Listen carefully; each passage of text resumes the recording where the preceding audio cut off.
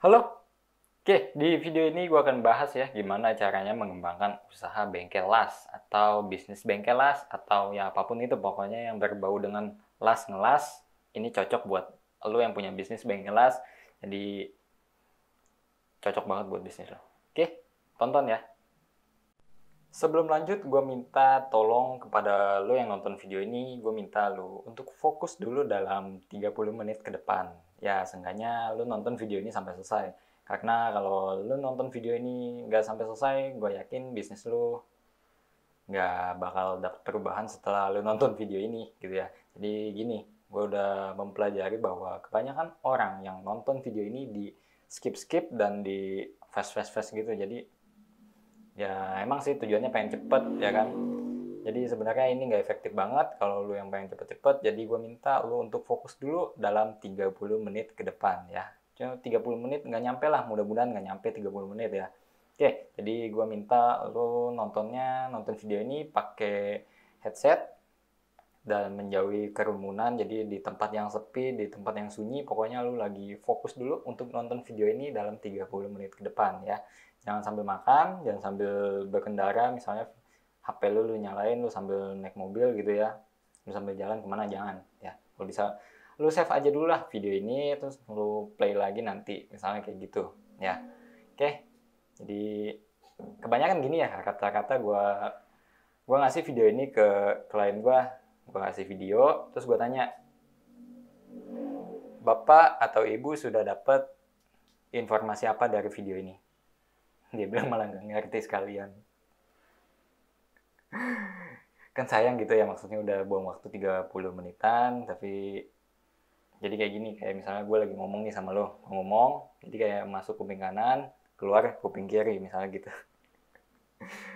Ya, gue rasa udah jelas ya. Jadi tolonglah fokus untuk 30 menit ke depan biar lu dapet. Jadi supaya nggak masuk kuping kanan, keluar kuping kiri ya, tapi masuk kuping kanan, masuk kuping kanan kiri, diolah di otak, lu bisa action setelah nonton video ini. Oke? Sebelum masuk ke digital marketing bisnis, nah di sini ada hal yang perlu dioptimalkan atau seenggaknya perlu kita pelajarin dulu ya, karena ini adalah kunci yang sangat penting ya, yang dimana ini namanya adalah menentukan target market atau menentukan target pasar ya. Jadi ini bagian yang sangat penting. Kenapa? Karena setiap bisnis itu pelanggannya beda-beda, jenis pelanggannya beda-beda ya, bahkan bisnisnya sama nih ya kan, bisnisnya sama tapi bisa aja target market di setiap daerah itu beda-beda ya. Kenapa gue bisa ngomong kayak gitu ya, rata-rata klien gue kayak gitu. Jadi gue udah dapat, oh ini loh masakannya, ininya belum ditentukan target marketnya ke siapa ya. Misalnya gini ya, target market yang gue maksud kayak gini. Misalnya target market lu misalnya orang dari umur 30 sampai dengan umur 45 dan pria dan orang yang bekerja ya, misalnya contoh karyawan atau ya pokoknya yang bekerja gitu ya, misalnya nggak banyak waktu menggunakan layanan lu, pokoknya terima beres selesai gitu ya. Oke, dari mana bisa menentukan ini semua? Ya udah lu tarik aja rata-rata ya. Misalnya ya udah, ini dalam setahun terakhir ternyata yang paling sering datang ke lokasi lu ini adalah pria umur 35 sampai dengan 45 misal ya. Atau dia dari kelas pebisnis atau karyawan. Misalnya kayak gitu. Oke ya, simple. Untuk informasi lebih detail tentang target market lu bisa lihat di deskripsi di bawah ya, nanti gue jelasin lebih detail di sana. Oke. Mungkin pertanyaan yang gini, kenapa sih gue harus menggunakan digital marketing? Oke, contohnya gini aja, misalnya kan gini ya, gue mau melihat perilaku orang dalam beberapa tahun sebelumnya. Ya, yang dimana tadinya kita kalau mau beli perangkat elektronik, ya kan, itu kita harus ke toko komputer untuk beli komputer. Betul ya? Nah, sama beli HP, ya kan? Sama beli HP juga, kalau mau beli HP ya ke toko HP, ya kan? Terus ya elektronik yang lainnya lah, pokoknya kurang lebih polanya sekarang dulu kayak gitu ya. Sekarang ini berubah, kita cukup buka Tokopedia, buka OLX, Bukalapak, Shopee, Lazada, ya pokoknya apapun itu. Jadi kita sudah bisa membeli barang ya, yang tadinya kita harus beli komputer, kamera, HP, harus datang ke toko. Sekarang enggak. Kita cukup buka HP, kita mau beli apa, kita cari, dan barang datang sendiri. Udah selesai, ya kan? Jadi kita hemat waktu, hemat tenaga juga. Jadi kan males banget gitu keliling-keliling toko, ya kan? Ya, nah, jadi selain itu contoh satu ya. Nah, lalu berikutnya contoh kedua. Contoh kedua gini ya. Dulu kita atau lu ya, mungkin lu udah make juga, gue juga terutama udah make ini. Dulu gue kalau mau makan, gue harus pergi ke nasi padang, gue harus pergi ke KFC, gue harus pergi ke McDonald, ya kan? Ya, misalnya di kantor atau mungkin di rumah, gue mau makan. Ya kita kalau mau makan dulu tuh harus pergi ke restoran yang kita tuju, ya kan? Nah, sekarang udah berubah, ya kan? Kita cukup buka pakai aplikasi pesan online seperti GoFood, GrabFood, atau mungkin McD atau Domino Pizza. Sekarang udah ada ya yang pesan antar sendiri. Jadi kita suruh install aplikasinya, orang bisa mesen, selesai, ya kan? Nah, ini sama polanya seperti dengan ini ya, seperti yang tadi, kalau kita mau beli HP, mau beli alat elektronik, kita cukup buka HP aja selesai, ya kan? Nah, lalu lu pernah ngeliat nggak berita yang berjudul pedagang elektronik di Glodok apa Mangga 2 gitu ya? Gue lupa judulnya. Dia di sana komplain dagangannya sepi karena toko online, ya kan? Karena Tokopedia, karena Bukalapak dan yang lain-lain, ya kan? Kalah sama toko online, ya kan? Maraknya pembangunan mal dan belanja online ternyata mulai mengubah perilaku belanja elektronik di masyarakat. Pusat belanja elektronik tradisional seperti di Glodok, Jakarta harus berjuang untuk bisa menarik konsumen.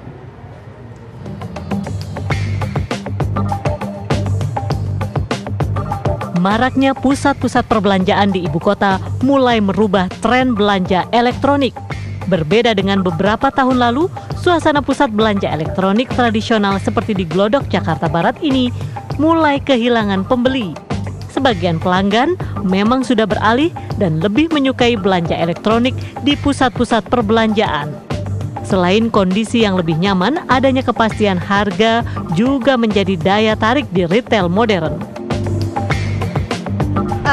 Habis udah males juga nawar-nawar gitu. Soalnya pasti ujung-ujungnya kalau buat orang yang nggak pinter nawar, pasti ujung-ujungnya sama aja bisa dibohongin juga gitu. Jadi mendingan yang harganya pasti, kualitasnya udah pasti bagus.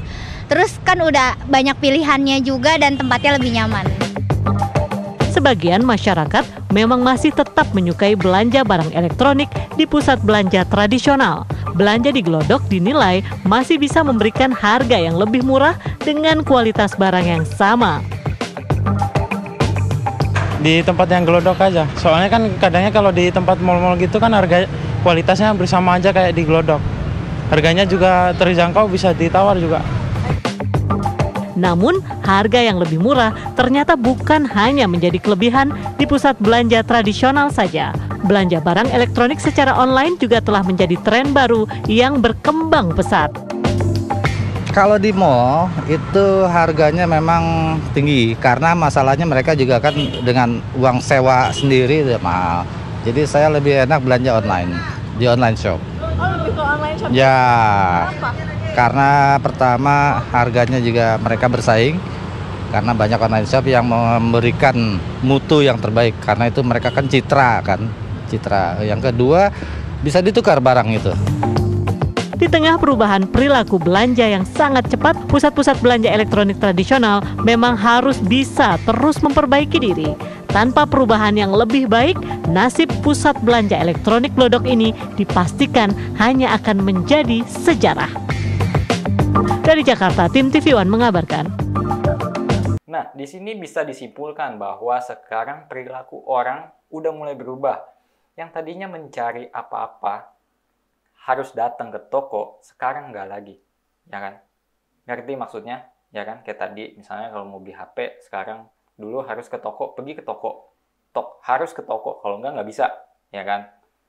Nah, sekarang udah bisa pakai Tokopedia, udah bisa pakai Bukalapak, ya kan? Udah bisa, pokoknya lu di rumah aja, udah lu diem di rumah, lu duduk, gatel nih habis gajian, duit banyak. Lu pengen beli HP, selesai, HP datang ke lu, bahkan hari itu juga bisa datang ya kan. Simple. Nah, di sini harusnya mereka yang bisnisnya sepi, yang ada di Mangga 2 atau Glodok atau Hariko itu namanya ya. Mereka kan bisnisnya offline, ya kan, sewa kios di toko gitu ya kan. Ini mereka harusnya bukan menyalahkan toko online, tapi mereka yang mengikuti perkembangan zaman, yang dimana tadinya dia bisnisnya offline, udah bertahun-tahun offline, ya dia harus ngikutin online dong, harus ngikutin perilaku orang, ya kan? Iya dong, sekarang kan kalau orang udah nggak mau keluar rumah buat beli apa-apa, ya lu kalau masih keras kepala lu pengen, oh nggak mau, gue nggak mau online, ya udah, bisnis lu bakal hancur, pelan-pelan gitu ya, pelan-pelan hancur, dikit-dikit gitu, ya kan? Ya karena itu tadi, perilaku orang udah mulai berubah, orang udah males datang ke toko gitu ya kan. Pokoknya orang mau terima beres, datang, barang datang, selesai gitu kan. Nah sama, gue juga nih ya. Bentar. Nih. Ini gue beli laptop. Bahkan beli HP ini yang buat ngerekam. Ini gue udah online semua, jadi udah males banget gitu datang ke toko buat nyari-nyari kayak gitu, milih-milih ya kan, testing segala macem. Udah buat apa, udah ketinggalan zaman gitu ya. Bahkan gue sudah melakukan survei kepada temen gue juga, dia bilang kayak gitu, iyalah sekarang buat apa datang ke toko, orang harga di toko lebih mahal dengan masuk online, ya kan, betul kan? Ya pemain online pasti udah paham lah ya. Oke, dari pelajaran seperti ini kita bisa menyimpulkan, terutama di sini pelanggan gue juga rata-rata bisnisnya sepi, ini gimana ya? Nah, oke, jadi intinya gini, buat lu yang punya usaha bengkel las, di sini lu bisa mengembangkan usaha bengkel las lu semaksimum mungkin ya, dengan menggunakan online. Loh, maksudnya gimana? Lu disuruh masuk ke Tokopedia sama Bukalapak, Shopee dan yang lain-lain? Enggak, bukan kayak gitu. Nah, ini caranya bisa lu lihat di sini ya. Perhatikan gambar ini. Di gambar ini, Google menyatakan bahwa ada belasan ribu orang setiap bulannya yang mencari layanan bengkel las di Google. Ini adalah data orang Indonesia yang mencari bengkel las di Google. Ini sangat cocok untuk lo yang punya bisnis bengkel las dan pasarnya adalah orang Indonesia, maksudnya seluruh pulau ya. Ini emang luas banget targetnya. Ini sengaja ya, ini gue lihat dulu target lebih besarnya. Nah, ini gue munculin juga, ini adalah data yang lebih simpel, seperti ini.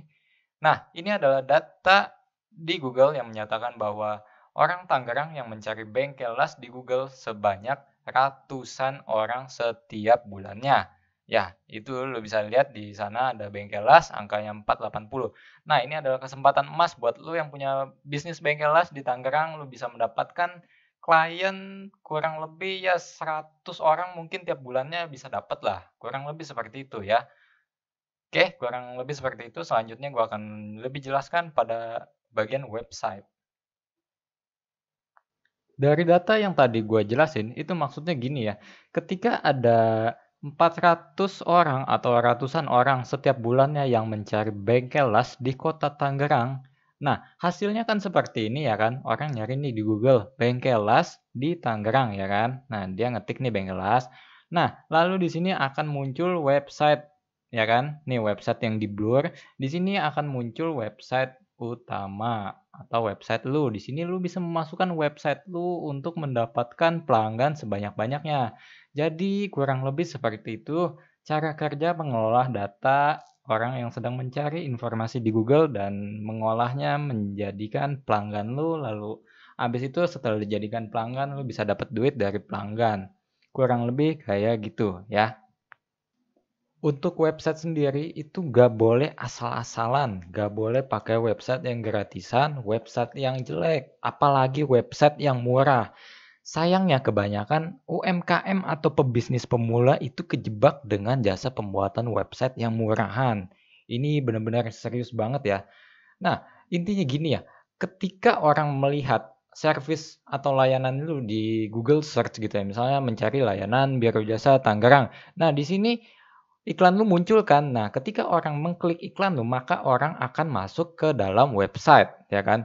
Di sini website memiliki peran yang sangat penting untuk mempengaruhi konsumen untuk menjadi pelanggan lu. Intinya kayak gitu ya. Nah, jadi ingat ya, website itu nggak boleh asal-asalan dan aduh jangan banget deh kalau pakai yang gratisan, efeknya fatal banget ya.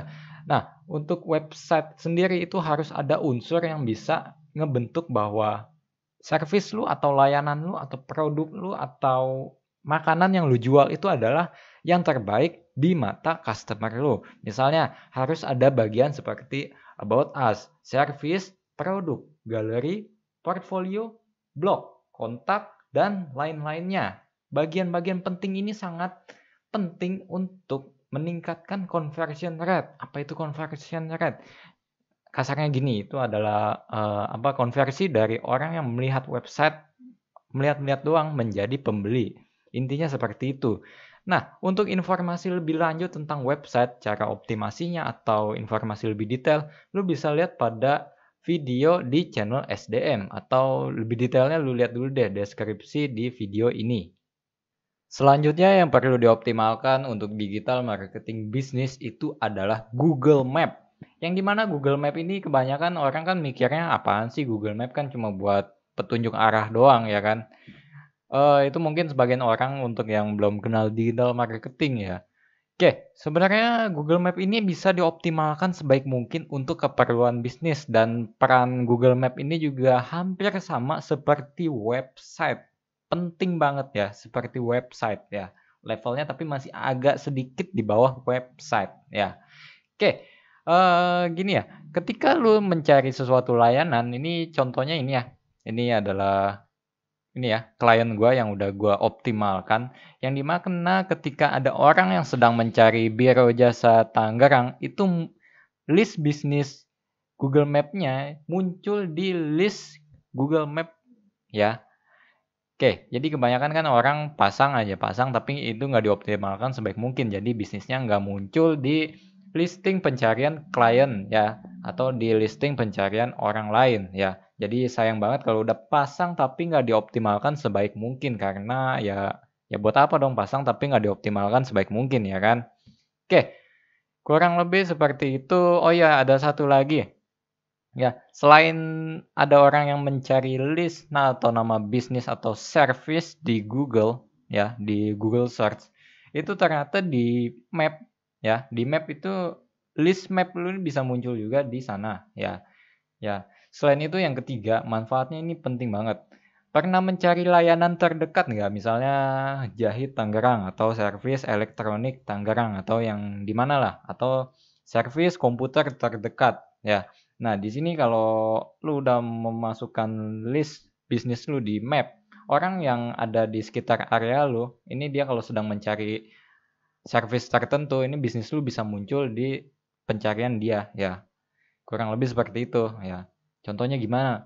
Ya udah misalnya gini ya, ini rumah gua di nomor 30. Nah, tetangga gua di nomor 31 buka servis komputer. Nah, kalau gua cari nih servis komputer di terdekat. Nah, ini tetangga gua yang punya servis komputer itu muncul listing bisnisnya di Google Map gua ya, di tampilan Google Map gua. Ya, kurang lebih seperti itu ya. Pokoknya Google Map ini bakal ngasih saran bisnis terdekat atau servis terdekat dari lokasi gua, lokasi yang nyari ya. Nah, oke langsung aja ini kita lihat ya. Ini optimasinya seperti biasa. Ini gua bagi untuk yang tipis-tipis aja. Jadi untuk yang versi penuhnya ini gua bikin videonya terpisah ya. Karena kalau semuanya ditumpuk di sini, gue yakin ini bakal panjang banget ya. Oke, yang pertama di sini ya. Ini gua sebagai contoh gua menggunakan ini ya. Klien gua ini si Biro Jasa Sinar Dunia ya. Yang pertama dan yang paling penting itu adalah cover. Pastikan cover ini dibuat seprofesional mungkin ya, karena cover ini nanti akan muncul di saat orang sedang mencari listing bisnis dan dia pasti bakal ngeliat-liat, oh ternyata nih bisnisnya gini ya. Nah, kalau bisnis lu nggak ada covernya, ini pasti secara nggak langsung bisnis lu bakal dinilai nggak profesional ya, atau mungkin alay ya. Contohnya gimana? Misalnya jangan yang alay itu misalnya gini ya, orang lagi servis, orang lagi ngasihin makanan atau enggak orang lagi kerja itu di foto upload ya, itu jangan, kalau bisa jangan ya, harus dibuat seprofesional mungkin ya. Oke, selanjutnya yang perlu dioptimalkan adalah ini ya, judul atau nama bisnis. Ini dioptimalkan sebaik mungkin ya. Kalau bisa nama bisnis, jangan nama PT atau nama CV ya. Selanjutnya yang ini wajib banget ya, ini adalah alamatnya harus sesuai banget. Jadi seperti tadi ya, misalnya kalau gua sedang mencari layanan terdekat, nih bisnis lu bisa muncul di area terdekat ya. Oke, selanjutnya ini ya, kontak jangan lupa. Kontak pastikan lu punya nomor kantor atau enggak paling minimum tuh WhatsApp untuk dihubungi ya. Oke, kurang lebih itu aja ya. Gue mau tipis aja dulu di sini ya. Karena kalau terlalu panjang ribet juga ya. Oke, untuk video fullnya lu bisa lihat di YouTube-nya SDM atau mungkin lu bisa baca di deskripsi di video ini. Pada video ini nanti gua cantumin deh apa aja yang perlu dioptimalkan pada Google Map versi fullnya ya.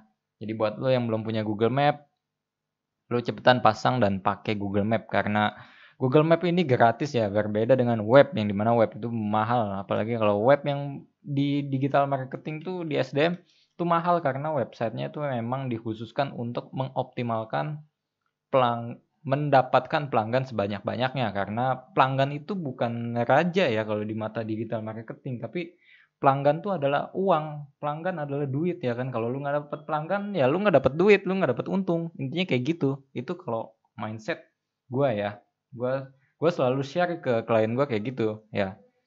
Oke, semoga video ini bermanfaat. Untuk versi fullnya lu bisa silahkan lihat di YouTube-nya SDM ya. Oke, semoga bermanfaat ya. Buat yang belum pasang Google Map, pasang. Bye. Sosial media Instagram juga merupakan salah satu media yang bisa digunakan untuk optimasi digital marketing bisnis. Oke, di sini gua akan bahas tipis-tipis ya apa aja yang perlu dioptimalkan dan ini dia contohnya. Ini adalah klien gua ya, ini namanya Biro Jasa Sinar Dunia ya. Yang pertama yang perlu diperhatikan dan perlu dioptimalkan adalah bio. Bio harus dibuat seprofesional mungkin. Dan jangan dibuat asal-asalan atau bahkan mungkin dibuat alay, itu jelek banget ya. Nah, ini contoh bio yang profesional seperti ini, bisa dilihat ya. Oke. Nah, selanjutnya ada konten. Nah, untuk konten itu ada dua ya, ada stories, ada di feed. Nah, ya untuk yang di feed jangan gunakan konten yang asal-asalan. Kebanyakan orang foto upload ya kan. Kebanyakan ngasal ya. Nah, ini sebagai contoh, ini lo bisa dilihat di sini ya. Ini profesional, dibuat seprofesional mungkin. Dan kalau bisa ini dibuat sebagai konten edukasi. Jadi orang ngelihat profil Instagram lo, dia bisa melakukan action untuk follow lah. Seenggaknya bisa menambah followers secara organik ya. Untuk copywritingnya juga harus dibuat bagus dan profesional. Untuk hashtagnya juga harus dipersiapkan dengan matang. Dan kalau bisnisnya LBO atau Local Business Optimization, hashtagnya harus sesuai dengan LBO ya. Oke, kurang lebih seperti itu ya. Untuk informasi lebih detailnya untuk optimasi Instagram mungkin lu bisa lihat di channel YouTube-nya SDM ya. Info lebih detailnya mungkin nanti akan gue bikin video terpisah atau mungkin lu bisa lihat deskripsi di video ini. Nanti gue cantumin di sana videonya. Jadi lu tinggal langsung klik, lu bisa tonton bagian untuk optimasi Instagram ya. Media sosial selanjutnya selain Instagram, lu juga bisa menggunakan Facebook. Tentunya Facebook juga ini memiliki pengguna yang banyak di Indonesia, yang dimana pengguna Facebook ini bisa lu manfaatkan untuk dijadikan klien di bisnis lu, dan ketika sudah menjadi klien lu bisa mendapatkan duit dari klien lu. Intinya kayak gitu ya. Oke, di sini gua akan bahas tipis-tipis gimana caranya mengoptimalkan Facebook ya.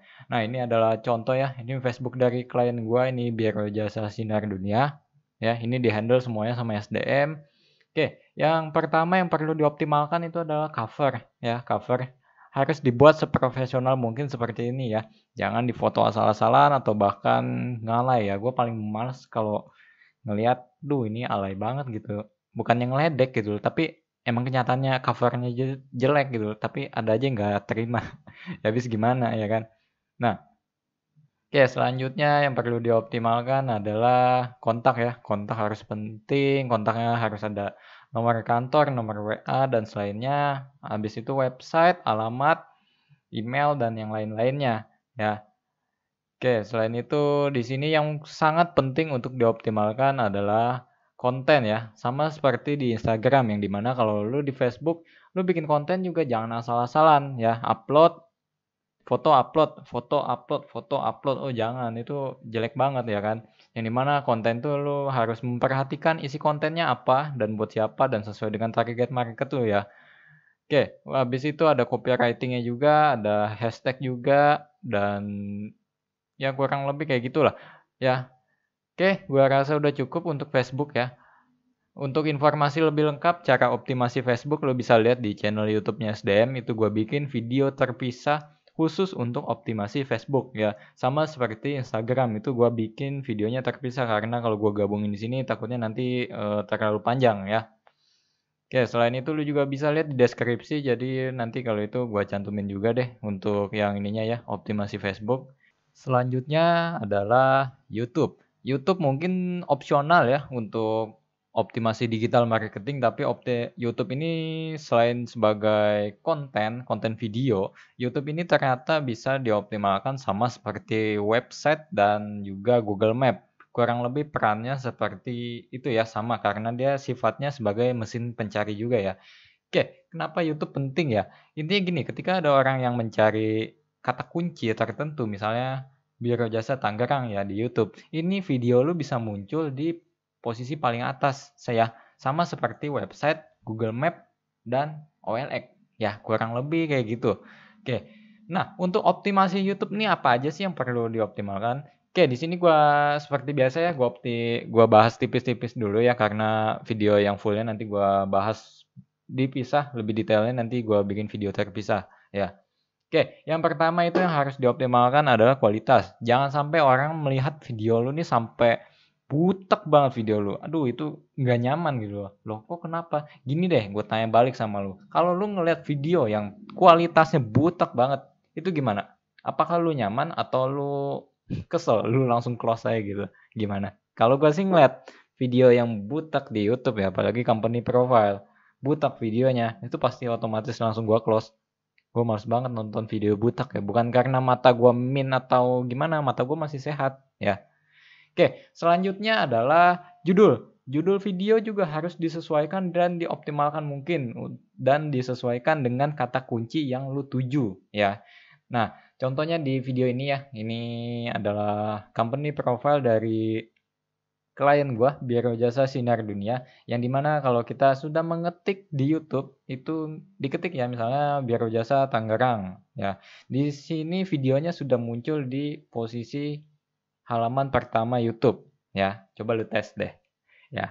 Oke, selanjutnya selain kualitas dan video yang perlu dioptimalkan dan sangat-sangat dioptimalkan itu adalah ini ya, copywriting. Deskripsi di copywriting juga ini harus jelas ya. Jangan asal-asalan apalagi cuma ditulisin aja. Kebanyakan UMKM nih gini ya, apa dia kan mikirnya apalagi mikirnya gini nih, alah digital marketing kan cuma pasang upload gambar ke Facebook, upload gambar ke IG, upload gambar ke mana-mana. Enggak.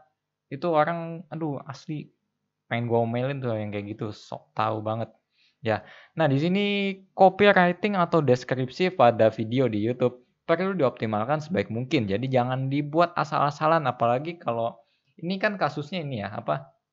Channel YouTube klien gue ya, klien SDM ini perlu dioptimalkan sebaik mungkin dengan detail seperti ini ya, penulisannya detail banget ya, detail banget seperti ini dan jangan hanya asal aja servisnya aja. Kebanyakan orang servisnya apa? Servis komputer, servis ini, servis ini. Bahkan cuma ada yang 3 kata atau ya 1 paragraf udah selesai, ditinggal gitu aja. Ya kan? Jadi sebaiknya ditulis seprofesional mungkin ya. Oke, gua rasa udah cukup dulu ya. 3 ini aja dulu untuk yang tipis-tipis dulu ya. Jadi 3 hal ini aja dulu deh yang perlu dioptimalkan kalau lu mau mengoptimalkan YouTube bisnis lu ya. Ingat, untuk di YouTube lu nih nggak ngejar viewers ya. Karena lu kan ngejar duitnya bukan dari viewers, tapi dari klien lu yang datang dari YouTube dan dia jadi pelanggan. Intinya kayak gitu ya. Kebanyakan orang memiliki pemahaman bahwa OLX cuma tempat untuk jual beli barang bekas. Tapi ini salah ya. Karena untuk saat ini OLX sudah bisa digunakan untuk mengoptimalkan bisnis ya. Oke, kenapa sih OLX bisa mengoptimalkan bisnis? Mungkin logikanya gimana ya? Oke, di sini gini ya. Kurang lebih OLX itu kan cara kerjanya dia sama seperti Tokopedia, Bukalapak, dan yang lain-lain ya. Oke, cuma bedanya gini. Kalau OLX kita nggak bisa bayar melalui aplikasi ya kan. Cuma kita harus datang ke lokasinya ya kan. Kalau kita mau beli barang kurang lebih kayak gitu kan. Nah, untuk OLX ini dia memiliki peran yang sangat penting untuk digital marketing bisnis. Perannya ini bisa sama seperti website, tapi masih jauh di bawah website dan Google Map. Ya, kurang lebih kelasnya sama lah. Ya, oke, maksudnya gimana? Nah, ketika ada orang yang sedang mencari kata kunci tertentu, nah misalnya di sini ya, gue ambil salah satu contoh dari klien gue, namanya Biro Jasa Sinar Dunia. Di sini gue mengetik ya, Biro Jasa Tangerang. Nah, di sini pada halaman 1 Google, ini kan lihat ya, ini ada web, ada Google Map, dan di sini ada OLX, yang dimana OLX ini seperti tadi ya yang gue bilang, ini memiliki peran yang sangat penting sama seperti website dan juga Google Map. Ya, kurang lebih perannya seperti itu, tapi masih jauh beda kok ya. Nah, ketika di sini diklik itu maka nanti akan muncul list-list kompetitornya ya. Atau akan muncul list-list bisnis atau service yang ada di dalam OLX ya. Nah, disinilah manfaat yang bisa lo rasakan ketika ada ribuan orang sedang mencari kata kunci tertentu di Google. OLX ini bisa muncul di halaman pencarian klien lo ya, kurang lebih kayak gitu. Nah, masalahnya di sini adalah ketika orang mengklik link OLX yang ada di halaman 1 Google, ini nanti yang muncul adalah listing kompetitor lu. Jadi banyak list-list kompetitor ya kan. Nah, contohnya di sini nih, ini kalau gua klik ini nanti bakal muncul list kompetitornya. Ya, sayangnya di situ doang tuh kelemahannya. Kan kalau beda kalau web ya udah langsung masuk, udah langsung jadi pelanggan kita atau enggak dia keluar, udah gitu aja ya kan. Nah, oke, untuk bagian optimasinya apa aja sih yang perlu dioptimalkan? Kurang lebih ini dia ya. Ini seperti biasa ya, ini gua bikin tipis-tipis dan untuk versi fullnya, video fullnya ini gue bikin 2 video, jadi nggak digabungin semuanya ke sini ya karena nanti durasinya panjang banget. Ya, oke. Yang pertama itu adalah foto. Foto yang pertama harus dioptimalkan sebaik mungkin dan seprofesional mungkin. Ingat ya, karena foto ini adalah bagian konten untuk mempengaruhi orang ketika melihat iklan lu yang ada di OLX. Ya, pokoknya fotonya jangan alay, jangan jelek, jangan macam-macam. Kalau bisa didesain seprofesional seperti ini ya. Oke, lanjut selain foto di sini ada harga juga ya. Usahakan kalau harga, kalau lu servisnya banyak, lu kasih aja harga yang paling murah ya. Misalnya seperti ini Biro Jasa ya udah servisnya yang paling murah apa? Jangan yang paling mahal ya. Nah, selanjutnya yang perlu dioptimalkan itu adalah description atau copywriting atau deskripsi. Ya, setelah lu lalu nyebutnya apa? Kalau gua sih dari sudut pandang digital marketing ini gua menyebutnya copywriting untuk mempengaruhi konsumen bahwa ini loh, bisnis gue adalah bisnis yang terbaik dibandingkan kompetitor gue yang lainnya. Ya, kurang lebih seperti itu. Jadi usahakan untuk membuat deskripsi ini, copywritingnya dibuat semenarik mungkin dan seprofesional mungkin. Jangan dibuat asal-asalan, apalagi cuma beberapa kata doang. Beberapa kata, foto, upload, selesai. Jangan, itu iya emang benar iklannya tayang di OLX, tapi orang kalau ngelihat iklan lu sama iklan yang lain ya nggak ada bedanya. Bedanya apa? Justru lu harus bisa ngasih tahu nih perbedaan lu nih apa, keunggulan gua nih apa dengan kompetitor. Intinya kayak gitu ya. Oke ya, gua rasa ini udah cukup. Kurang lebih itu aja ya untuk di sini ya, untuk sesi yang sini ya.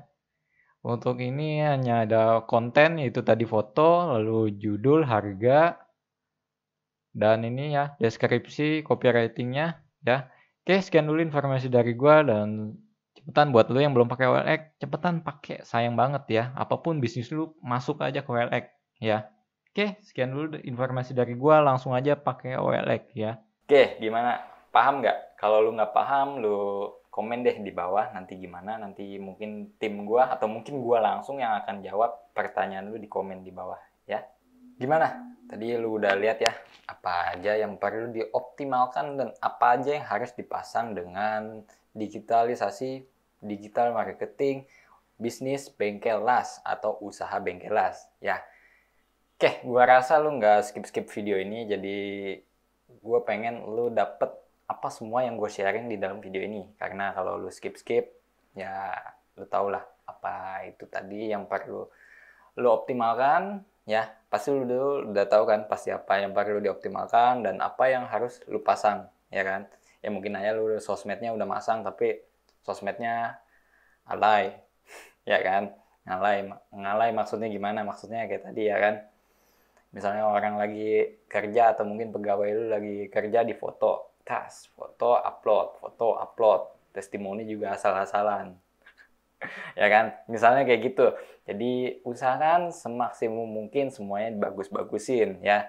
Untuk sosial media seperti Instagram, YouTube, Facebook, website. Buat yang belum pakai website, cepetan pasang website karena lu tadi udah lihat kan pentingnya website itu seperti apa ya. Dan Google Map yang belum pakai cepetan pasang.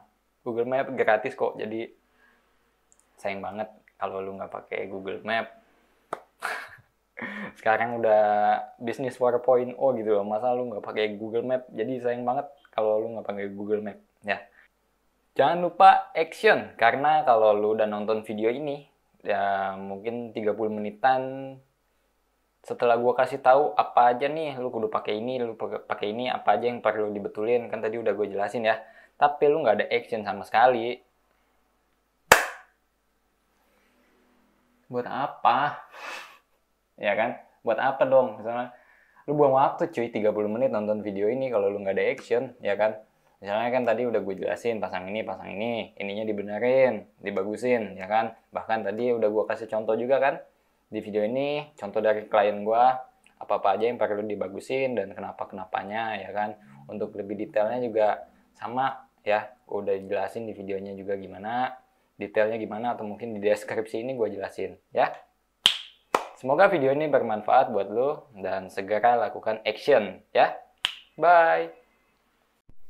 Sebelum lo close video ini jangan lupa baca deskripsi di bawah ya, karena di situ gue udah ngumpulin beberapa video yang berkaitan dengan video ini. Jadi sayang banget kalau lu nggak baca video ini, tapi lu udah nonton video ini sampai penuh, ya kan? Jadi di video ini hanya ya rangkuman aja, dan untuk lebih detailnya lu bisa baca di deskripsi pada deskripsi video ini, ya.